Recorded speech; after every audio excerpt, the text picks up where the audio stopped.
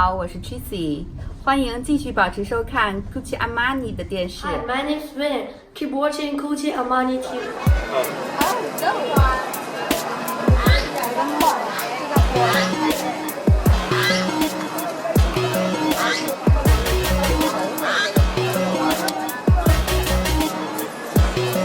Hi and welcome back to another episode of Teaching and Lifestyle in China as a foreigner. So that's a very little clip you just watched of the Fushan market in mainland China.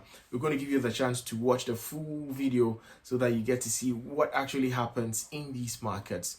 So quite recently we heard about COVID-19 issues rising from Wuhan, and we also heard that it came from the wet market. That's the same wet market you watch, just that this wet market is different from what we have in Wuhan. We also have this wet markets in a lot of places in China. It was published in the news that they were going to close the wet market in Shenzhen. That is wildlife in Shenzhen, now considered as a crime if you are caught eating any wildlife or selling any wildlife. So that is the first initiative we had right after COVID-19 happened, that it's only one province out of the 23 provinces in China. Shenzhen was the first province to issue or publish such news.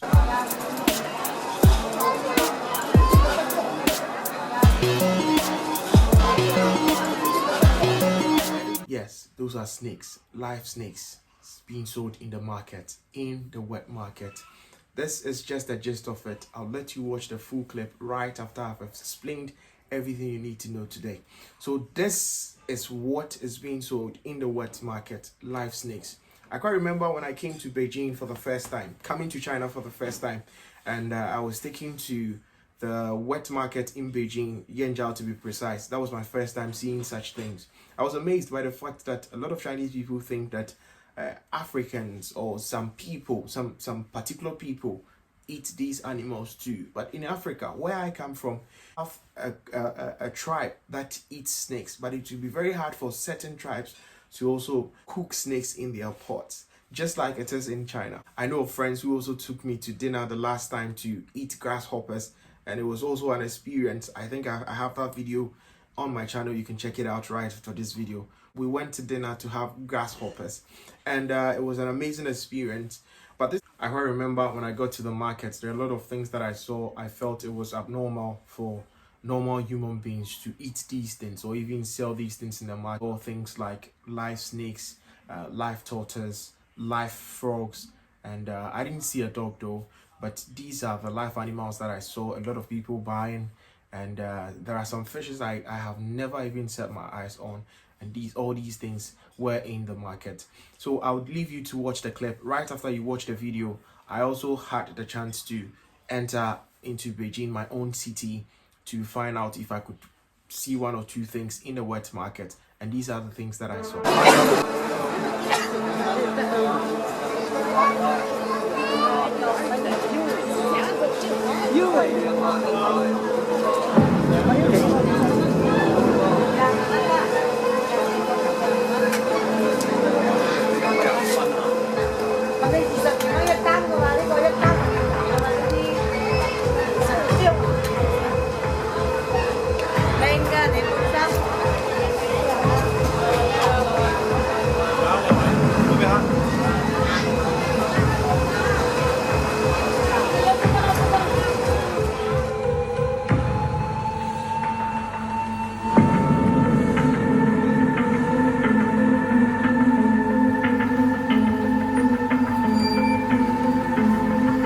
These are some of the things you'd see in the wet market when you visit China.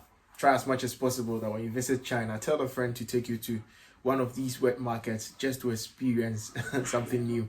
I have a lot of videos concerning wet markets that I had the chance to go to the Beijing market in the evening. That's the night market. I have that video on my channel, and I also have the video that I went looking for wildlife to buy. Concerns are being raised by the Chinese nationals. The Chinese citizens are complaining the fact that business is now slow when it comes to wet market. It's not how it's not looking like how it used to be, because a lot of times most people prefer live animals, buying live animals. Me myself, I prefer buying aquatic animals from the wet market. normally if I want to get this tilapia and these things for Bangkok, you understand, an African man, you get it, I have to go to this wet market point and then they kill it for me. But this time around, business is slow. A lot of people are scared. They had information that the COVID-19 virus came from the wet market. So let's go and then listen to one or two people and their concerns about what is happening in the wet market and what they have to say.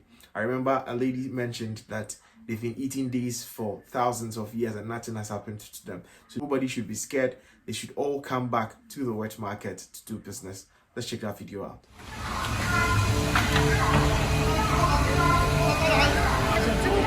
你不要来小的，我就是给你看的，就是这些你看。上号子开了，上号子。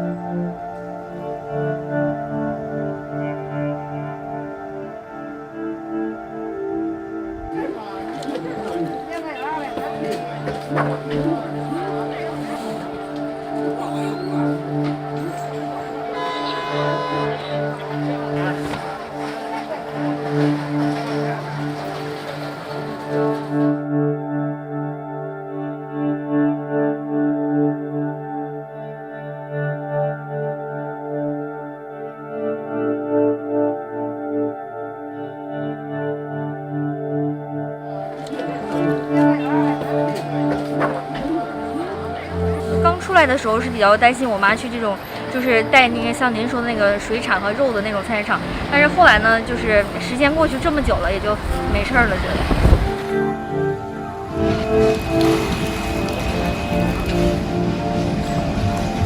嘛，海鲜市场也没问题，不会说因为这个对我们的饮食啊、习惯啊会有什么影响，因为我们觉得这是一个很特殊的，而且原因不明的东西。我们并不认定，并不100%认定这是因为海鲜市场出来的，因为我们吃了也几千年了，不是几百年的事儿了。可能有中间的环节会不会有什么问题，所以只能是比较谨慎，比如做的时候，加工的时候更熟啊，然后看新鲜程度啦，这方面要注意一点。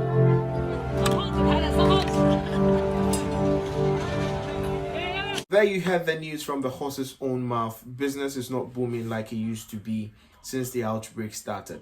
One thing I've got to know about Chinese people is that it's very hard for a Chinese person to talk against what is happening in his or her country.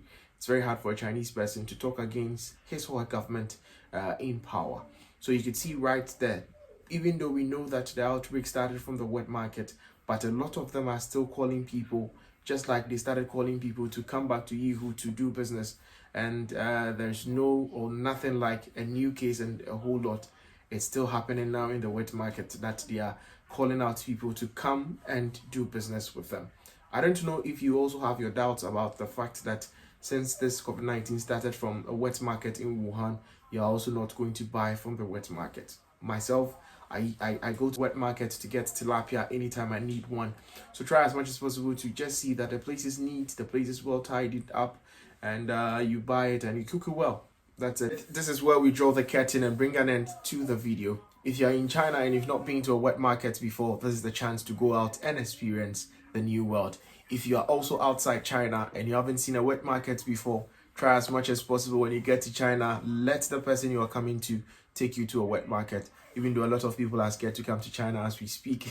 A lot of people are even saying we shouldn't come back. But hey, whether good or bad, we still have a home to go, and we pray this too shall pass very soon and we get back to our normal lives. I hope you enjoyed this wonderful episode of Teaching and Lifestyle in China. Don't forget to hit the subscribe button like we always do, and tell a friend to tell a friend that Teaching and Lifestyle in China is here to stay. Keep it. Hello, subscribe to Armani TV.